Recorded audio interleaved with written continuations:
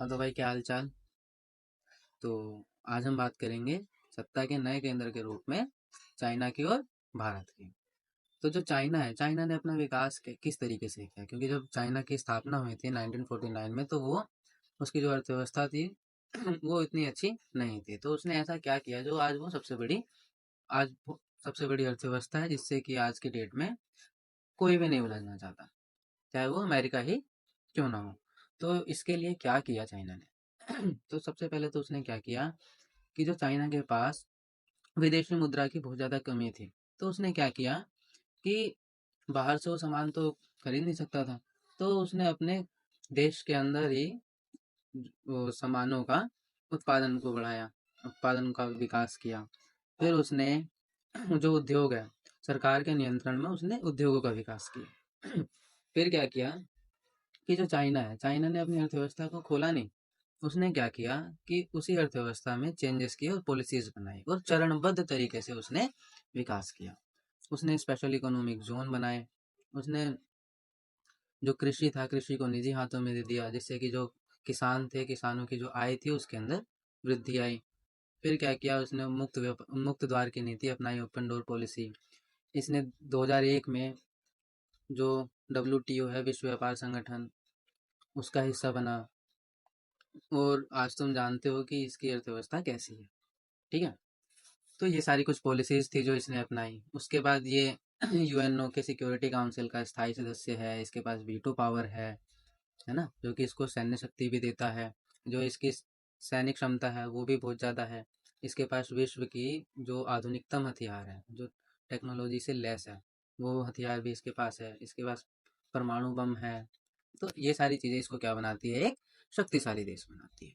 तो अब हम बात करते हैं भारत की। तो भारत की, जैसे कि तुम जानते हो कि 1947 में ये आज़ाद हुआ। इसके जो भारत है, भारत की अर्थव्यवस्था भी कैसी थी, बिल्कुल खराब ही थी।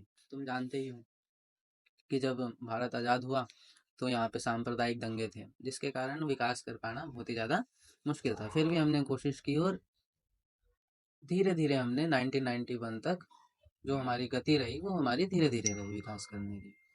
फिर क्या हुआ कि 1991 में हमने LPG को अपनाया। LPG क्या है, लिबरलाइजेशन, प्राइवेटाइजेशन और ग्लोबलाइजेशन। हमने इसको अपनाया और अपने विकास को थोड़ा सा तेज किया। अब ग्लोबलाइजेशन के कारण आज हम, ये अलग चैप्टर है लेकिन इसके अंदर थोड़ा सा जान लो कि जब जब ग्लोबलाइजेशन हमने अपनाया था, वैश्वीकरण, तो हम भी अब विश्व में अपनी पकड़ बनाने लग गए थे। ठीक है।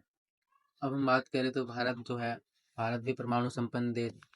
आज जो भारत है, भारत विश्व की पांचवी सबसे बड़ी अर्थव्यवस्था है। जो भारत की सैन्य शक्ति है वो भी विश्व के जो 5 देश है उनमें से एक है ना। हमारे पास जो आर्मी है वो भी प्रशिक्षित आर्मी है और हमारे पास भी आधुनिकतम हथियार है। और हम जो है यूएनओ की जो शांति सेना है उसके अंदर भी योगदान देते हैं। तो ये सारी चीज़ें हमें क्या बनाती है, एक शक्तिशाली देश बनाती है। हाँ। तो अब हम बात करते हैं चाइना और भारत के संबंधों के बारे में। तो जो चाइना और भारत के संबंध है उतने ज़्यादा खासे अच्छे नहीं है। हालांकि कई बार समझौते हुए हैं जिससे कि रिश्तों में सुधार है, पर फिर भी ऐसा देखने को हमें नहीं मिला है। क्यों नहीं मिला है कि हम शुरुआती दौर से जब बात करें तो जो चाइना है, चाइना जो भारत से सटा हुआ देश है, एक तिब्बत, तिब्बत पर अपना अधिकार जमाता है। ठीक है। तो 1954 में पंचशील के समझौते पर हमने उसकी बातों को मान भी लिया था, कुछ शर्तों को मानकर। ठीक है। तो क्या हुआ कि 1959 में जो धर्मगुरु है तिब्बत के जो धर्मगुरु है दलाई लामा ने हमसे मांगी शरण। तो हमने उनको शरण दे दी, जिससे कि जो चाइना है, चाइना को लगा कि हम क्या कर रहे हैं, जो चाइना का आंतरिक मामला है उसमें हस्तक्षेप कर रहे हैं। फिर क्या है कि जो हमारा एक राज्य है अरुणाचल प्रदेश है, जो अरुणाचल प्रदेश है उसको जो चाइना है अपना मानता है कि जो ये अरुणाचल प्रदेश का क्षेत्र है, भारत ने अपने कब्जे में ले रखा है, वो हमारा है। ठीक है।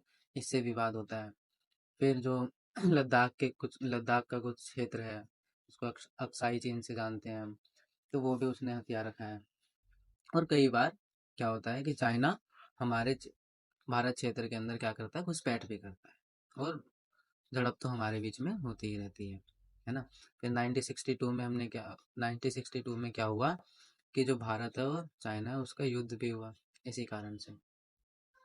ठीक है, तो हमारे रिश्ते इतने ज़्यादा अच्छे खासे नहीं है। ठीक।